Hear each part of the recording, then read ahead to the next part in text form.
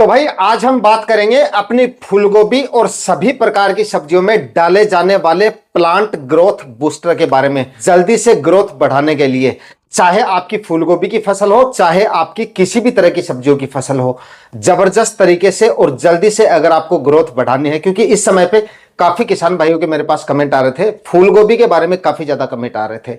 तो ये आप अपनी फूलगोभी में भी डाल सकते हो और बाकी सब्जियों में भी इस्तेमाल कर सकते हो।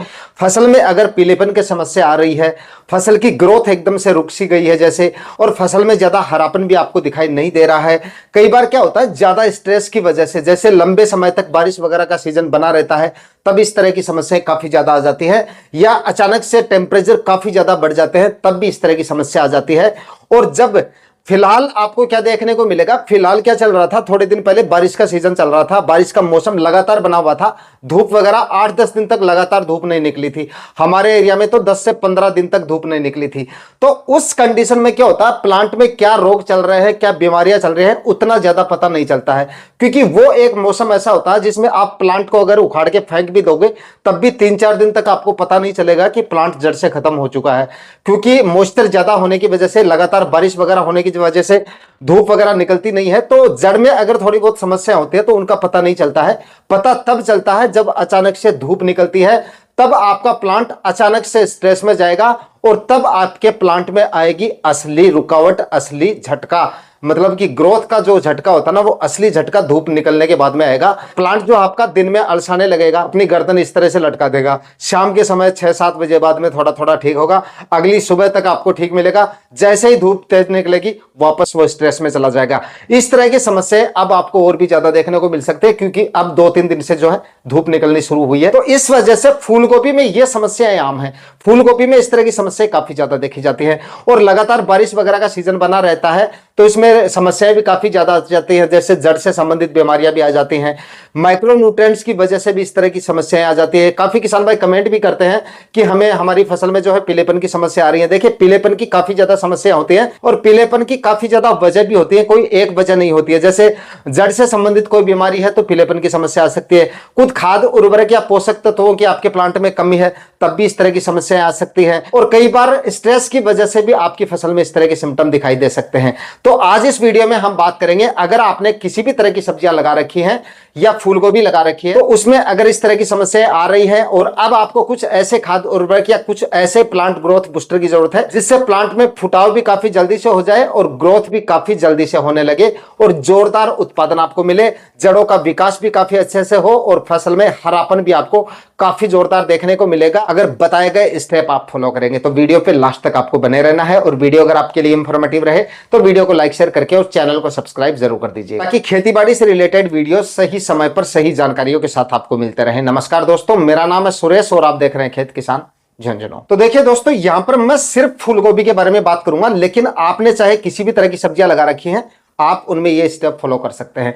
तो अगर आपकी फूलगोभी का प्लांटेशन हो गया है और उसके बाद में इस तरह के सिम्टम आपको दिखाई दे रहे हैं, मतलब पीलेपन की समस्या आ रही है या ग्रोथ नहीं हो रही है, हरापन भी प्लांट में आपको ज्यादा देखने को नहीं मिल रहा है, तो अभी सबसे पहले आपको क्या करना है, जैसे बारिश वगैरह थम गई है तो अब आपको एक आध प्लांट को निकाल के ये कंफर्म कर लेना है कि उसमें कोई जड़ से संबंधित बीमारी तो नहीं है, या फिर जो प्लांट की जो गर्दन होती है, जो मतलब जमीन से सटा हुआ भाग जिसको आप कॉलर रोट बोलते हैं, वहां पे अगर कोई दिखाई दे रही है, कोई सिम्टम वगैरह दिखाई दे रही है, यानी कि फफूंद जनित रोगों का प्रकोप वहां पे दिखाई दे रहा है, या जड़ में कोई बीमारियां लगी हुई हैं, तो इस तरह की समस्याएं अगर आपको दिखे ना, तो सबसे पहले आपको कुछ नहीं करना, आपको अपनी फसल में कॉपर ऑक्सीक्लोराइड का एक ड्रेंचिंग या ड्रिप इरिगेशन की सहायता से दे देना है।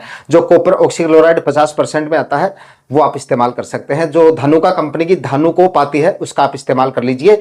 लगभग 400 ग्राम ले लीजिए, 1 एकड़ में ड्रेंचिंग कर दीजिए, 200 लीटर पानी में घोल बनाइए और उसके बाद में हर एक प्लांट को पिला दीजिए। या फिर ड्रिप इरिगेशन की सहायता से दे रहे हैं तो 1 एकड़ में 400 ग्राम जो फंगीसाइड है वो आप दे दीजिए। जड़ से संबंधित बीमारियां नहीं देखने को मिलेंगी।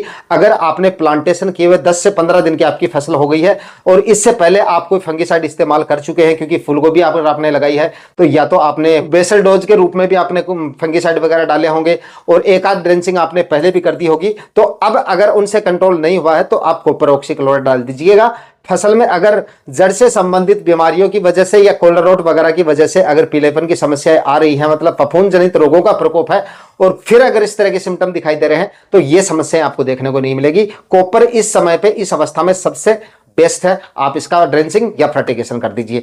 उसके बाद में देखिए, अब अगर ये इस तरह की समस्या आपको देखने को नहीं मिल रही है, फिर भी आपकी फसल ग्रोथ नहीं कर रही है या पीलेपन की समस्या आ रही है, तो यहां पर आप ले सकते हैं जो पीआई इंडस्ट्री की बायोविटा आती है उसका आप इस्तेमाल कर सकते हैं। अब इस स्टेज में इसका इस्तेमाल आप वनस्पतिक विकास के दौरान भी कर सकते हैं और फल फूल की अवस्था में कर सकते हैं, चाहे आपकी फूलगोभी की फसल हो या किसी भी तरह की सब्जी लगा रखो। इसका एक स्प्रे आपको निकाल देना है। इससे क्या होगा, आपकी प्लांट में जड़ों का विकास भी काफी अच्छे तरीके से होगा, मतलब व्हाइट रूट्स बनेंगी। तो व्हाइट रूट्स बनेंगी तो आपकी फसल का जो तना है वो भी काफी मजबूत होगा। व्हाइट रूट्स बनेंगी तो ब्रांचेज और ज्यादा देखने को मिलेंगी। अगर दूसरी सब्जियां लगा रखी हैं तो फूलगोभी में अगर डाल रहे हैं तो फूलगोभी में भी ग्रोथ काफी अच्छी देखने को मिलेगी।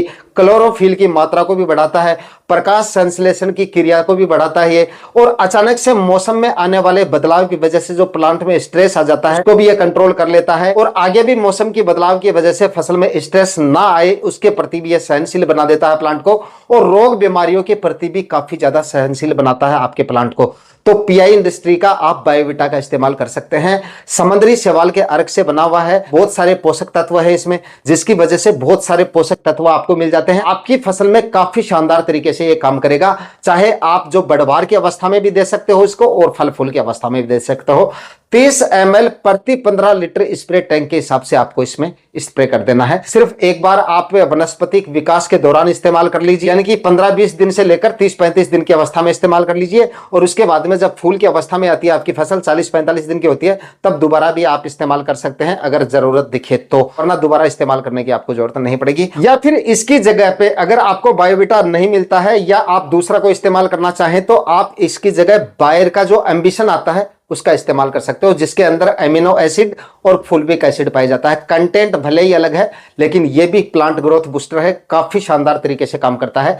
आपकी फूलगोभी के साथ साथ सभी प्रकार की सब्जियों में आप इसको डाल सकते हो। इससे भी आपकी प्लांट की ग्रोथ भी काफी शानदार तरीके से बढ़ेगी, प्लांट में व्हाइट रूट्स बनेंगी, जड़ों का विकास काफी अच्छे से होगा, तने में भी मजबूती लाता है, प्लांट में हरेपन की मात्रा को यानी कि क्लोरोफिल की मात्रा भी बढ़ाएगा, और प्लांट में मौसम से जो स्ट्रेस आता है उसको भी ये कम करता है, और रोग बीमारियों के प्रति भी आपके प्लांट को काफी ज्यादा मजबूत कर देता है। तो ये भी आप इस्तेमाल कर सकते हो। दोनों में से एक इस्तेमाल करना है, दोनों का इस्तेमाल नहीं करना है। जो भी आपको अच्छा लगे उसका आप इस्तेमाल कर सकते हैं। आप में से कुछ किसान भाई कमेंट करेंगे कि दोनों में से कौन सा अच्छा है। भाई आपको जो मौके पर मिल जाए, पहले जो मिल जाए वही अच्छा है।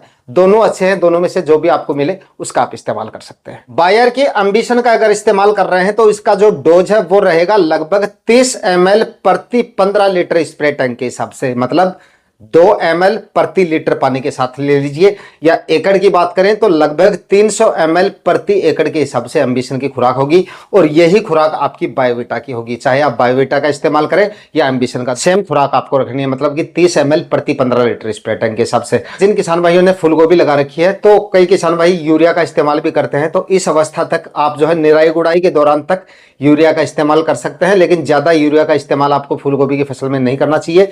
यूरिया अगर दे रहे हैं तो निराई गुड़ाई के समय 25 केजी यूरिया आपको लेनी है 1 एकड़ में, और इसी के साथ में इफ्को की जो सागरिका आती है वो भी आप दे सकते हैं 8 से 10 केजी प्रति एकड़ के हिसाब से। ये आप खुराक रख सकते हैं, मतलब सागरिका और यूरिया का आप निराई गुड़ाई के समय इस्तेमाल कर सकते हैं। उसके बाद में फूलगोभी में यूरिया का कम से कम अगर आप इस्तेमाल करेंगे तो वो ज्यादा सही रहेगा। तो फाइनली दोस्तों आज के वीडियो में इतना ही, मिलते हैं किसी और वीडियो में नए टॉपिक के साथ। तब तक के लिए जय हिंद, वंदे मातरम।